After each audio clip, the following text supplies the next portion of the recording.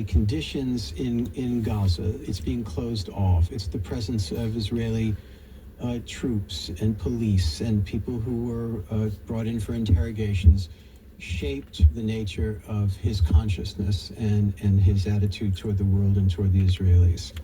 The fury at trail Israel they got on goes a long ways. is very clear, and its ideological inclination is very clear from this book, which is not one of compromise. There's certainly nothing having to do with the two-state solution. It is fueled by the absolute conviction that there can be no Israeli state, and there can be no compromise. And this is at the heart of his ideology today. Sinwar has a history of planning and orchestrating operations to capture Israeli hostages and then using that as leverage in exchange for the release of Palestinian prisoners.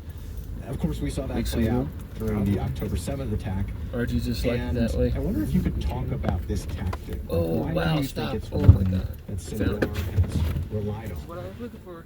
Well, I think that Hamas has seen that the Israelis historically have been willing to release a huge multiple of prisoners for one of their own. And the origin story of that, of course, is when Gilad Shalit, a young Israeli soldier, was captured by Hamas soldiers just outside of the Gaza Strip and then brought into Gaza.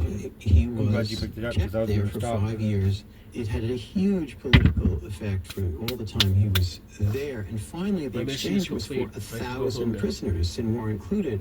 So it was an enormous indicator to Sinwar about what would be possible. I mean, there is an interesting divide that you I got my foot rest shed some there. light on in the people that you interviewed in the piece, which is that like some Palestinians are critical of Sinwar in the sense that they say that, yeah, he could have foreseen that Israel would have retaliated in such an unrelenting way. But you also say that they're trying to protect themselves. Is an increasingly minority view among Palestinians that you've interviewed. There's another one of those over What I there. would say is that it is possible to be enraged at two sources at once. It's possible to be enraged at the Israelis for obvious reasons. I felt for I wasn't the going conduct to of this pick up war, any rocks. just the sheer amount I'll try it next time you come out. bloodshed. And at the same I'm a time, be video enraged at fanatic. I'm a YouTube fanatic. Sinwar for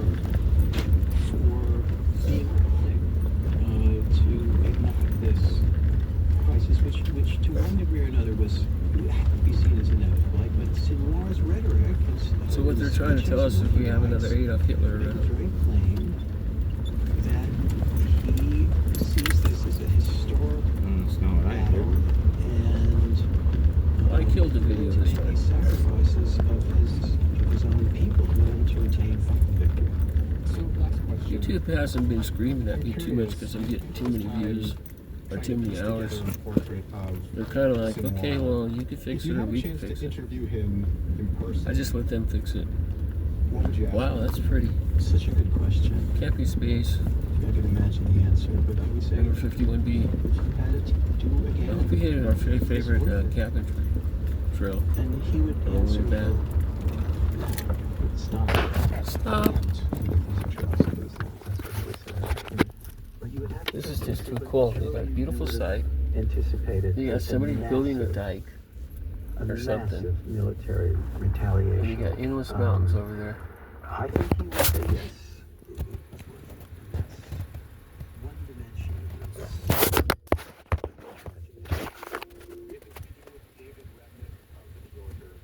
All right, we can go. Thank you.